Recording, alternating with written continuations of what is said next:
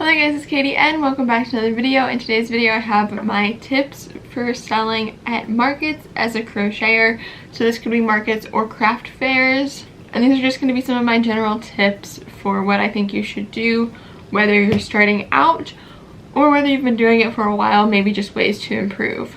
So before we actually get started in this video, I do always like to recommend to you guys, first off, if you are trying to start a business, I really recommend that you watch my crochet business video on how to get started in general. That's going to help as kind of like a part one to this video. I think this is obviously just talking about markets and craft fairs, but in general, some things that I think you should do even before this is included in that video. So that's definitely a good one to watch. As well as I did a video last week on how I set up for my own market that I was going to. So it was the whole process of me making things and doing DIYs. It was what the table setup looked like in general, all of that kind of stuff. So I think that's another one that is good to watch as well. But that one you don't necessarily have to watch first. You can just watch it after this video. But with that, we're just going to get into my tips for selling at a market as a crocheter.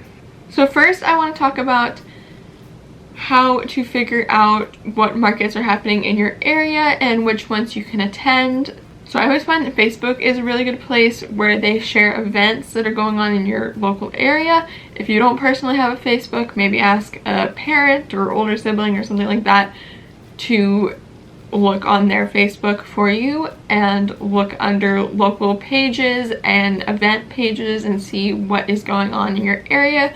Within the next month or two, I would say, you definitely don't want to try to go to a market within like a week and start now preparing. You definitely want at least like a month or so.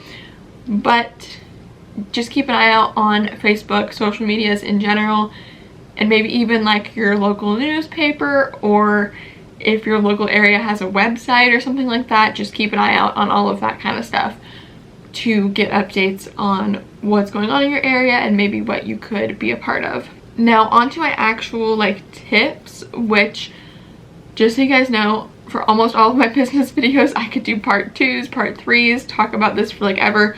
So if you do enjoy this video and you want to hear more tips for markets that I have for you guys, then make sure you let me know, give the video a thumbs up, all that kind of stuff, and I can do more of this. But this is just my list that I have written down right now. So first I want to talk about your stock.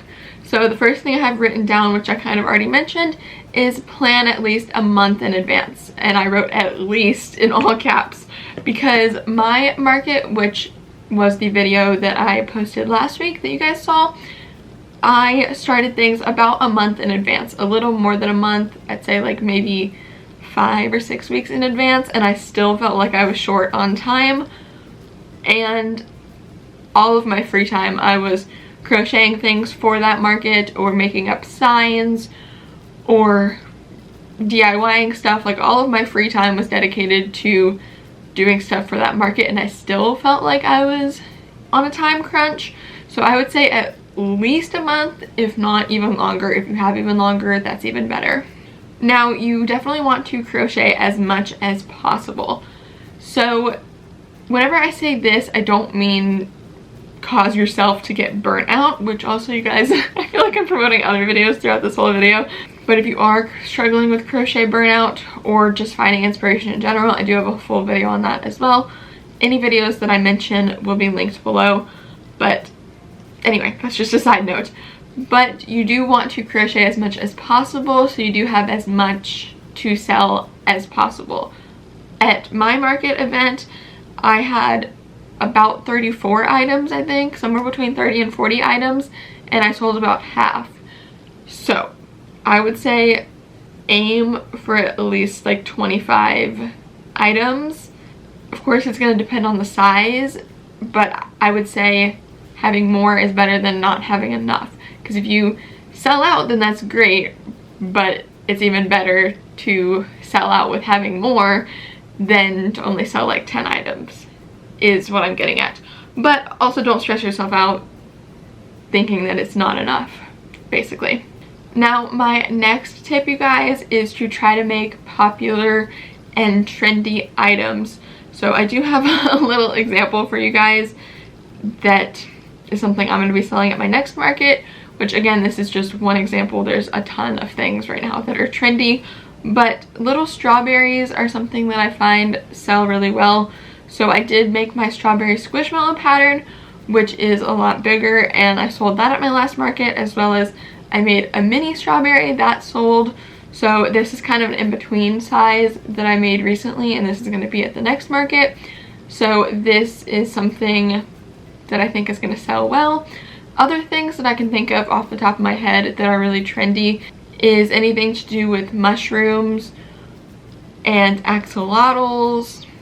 A lot of food plushies are really popular. Dinosaurs, frogs, like a lot of different things are really popular. Whatever you're seeing a lot of on your Instagram feed or on Pinterest is a good idea of what's popular at the moment.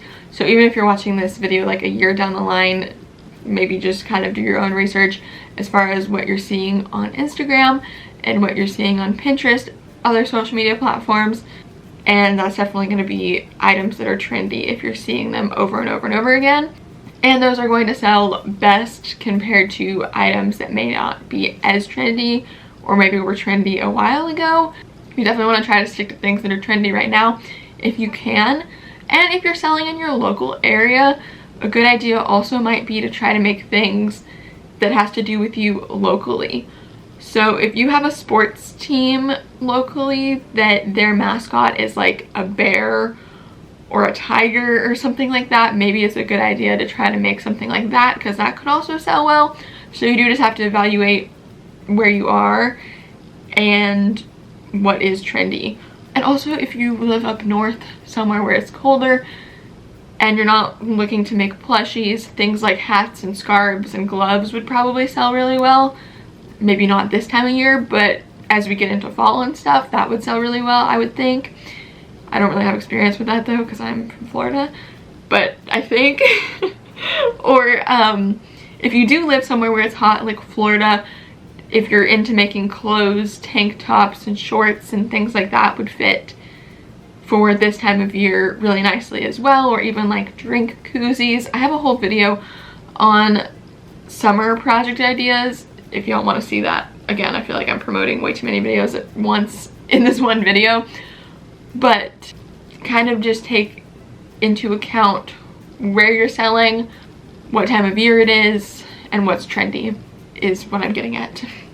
So something that I think is really helpful to get you more sales is making something like this, which I have mentioned this in a few videos, so I'm just going to mention it briefly here. But this is just one example. I do have 3 of these. This one is all of my velvet yarns. I do have one for all of my blanket yarns and one for all of my weight 4 yarns. So like Red Heart Super Saver, Cairn 1 pounds, that kind of stuff is on that one. But this is just the smallest one, so I figured it'd be easier to show on camera. So let's say, just as an example, someone sees this strawberry plushie, but they don't like this green color. They want a different green color. I have this to show them, and I can say this is made out of velvet, so using another velvet yarn would match best. The other green I have is this one, and show them this, and they can get an idea of all of the colors I have to offer in velvet. Or if they want a strawberry in blanket yarn, then I can show them the one with blanket yarn, all of that kind of stuff. So this system of basically all I've done here is take little cuttings of each type of yarn, write the color name and what the yarn is, and then this is a key over here. So this does make it really nice to make other sales. And if you are at a market or a craft fair that you're going to be at the next one, let's say it's something that happens every month, if you're going to be at the next one, you can say, if you want it made a different way, I can have it made for you next month at the next one. And if the person's willing to do that and they tell you what colors and whatever, then you can have it made up for the next one. And just don't put it out on your table, save it for that person specifically. And then whenever they come to the next event, make sure you give it to them. So again, I do just think this is a good idea to make you more sales for the future. Alright you guys, so my next kind of category of tips is going to be your setup in general.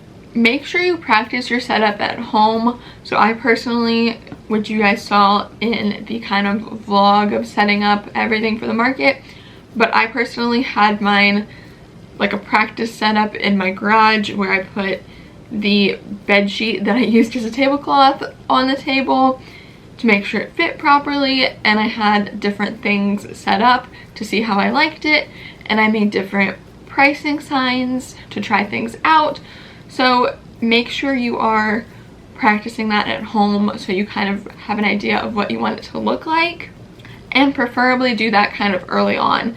Even if you don't have stuff made up yet, you can still kind of work on the setup at the same time you're making stuff for the market, and it's a good idea to kind of do that early. That way you can change things and buy new stuff if you need to, or change something just a tiny bit, like whatever you need to change.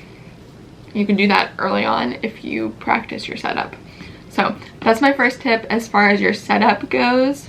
Next we have, you do not need a fancy setup or to spend a lot of money.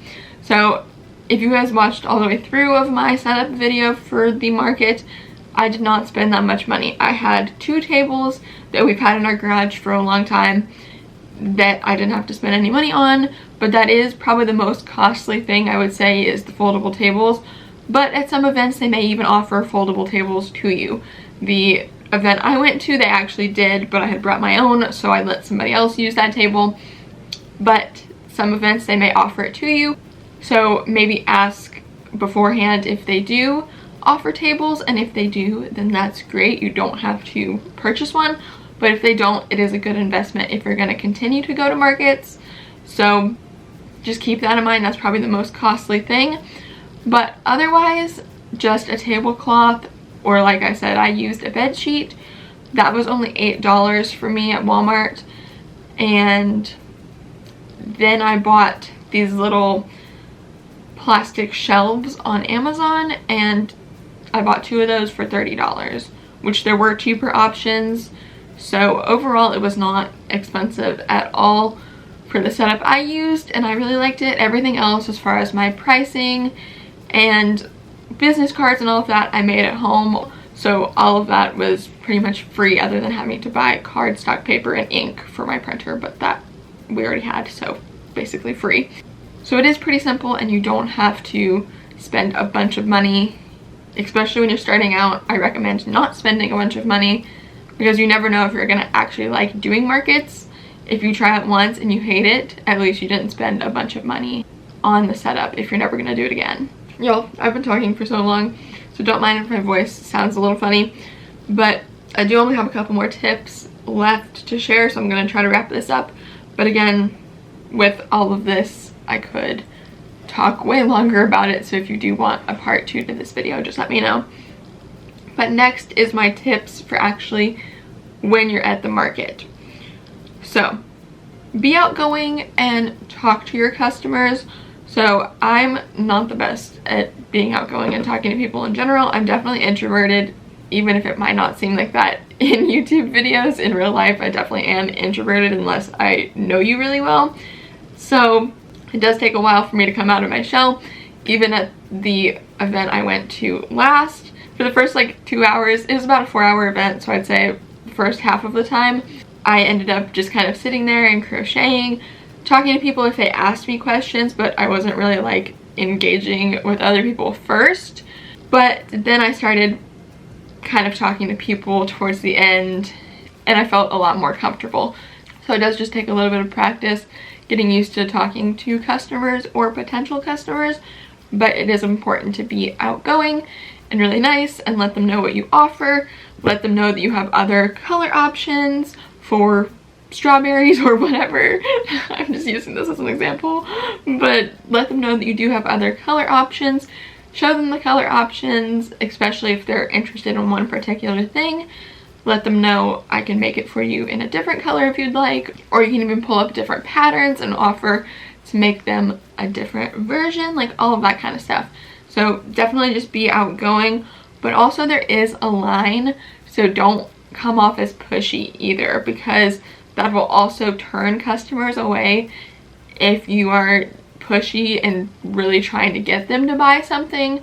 I would say in general just answer all of their questions. If they end up walking away and not buying anything, don't get your feelings hurt. And my final kind of tip, which I don't know if you'd consider this a tip, but I do think it's kind of cool, is to actually bring your crocheting and yarn with you when you're at these events. So at my last market, I actually had one Malcolm Squishmallow made, and I was working on a second one, and I ended up finishing it during the event. So I was able to just put it on my table and put it up for sale, and then somebody came and bought it like immediately once I was done with it. So it did work out really well for me to be crocheting, and also people get to see what it actually is and how long it takes you and all of the detail work that goes into it. Like, I had my whole bag of eyes and stitch markers and yarn needles and all of that kind of stuff, because I also made the face on the Malcolm, so like they can see how much work it actually takes to make each item as well. So that does also help people understand your pricing. So y'all, that is actually it for this video. So thank you so much for watching. I hope you enjoyed, and I really hope it was helpful. Like I've said a couple times throughout this video, there are a ton of other videos that I think are really good that you guys might want to watch that I've already posted. So I will leave those linked below for you guys, as well as I definitely can make a part 2 to this video. I also already am planning on making a video of crochet pattern ideas to sell at markets. So let me know if you guys would be interested in seeing that. I think it would be helpful to kind of get some ideas of what sold well for me and what's trendy in general, all of that kind of stuff. So definitely let me know what you think of that, but I will probably be posting that hopefully soon, maybe in like a week or two. And otherwise I can always make a part 2 of this particular video with more tips or other kinds of business videos, so let me know in the comments down below. And if you guys do want to see more from me in general, you can always check out more videos of mine, my vlog, my Etsy shop, my Ribbler shop, all of my social medias, and my vlog channel. All of that is always included in the description box down below for you guys. And with all of that, thank you all so much for watching this video, and I will see you guys here in the next one. Goodbye!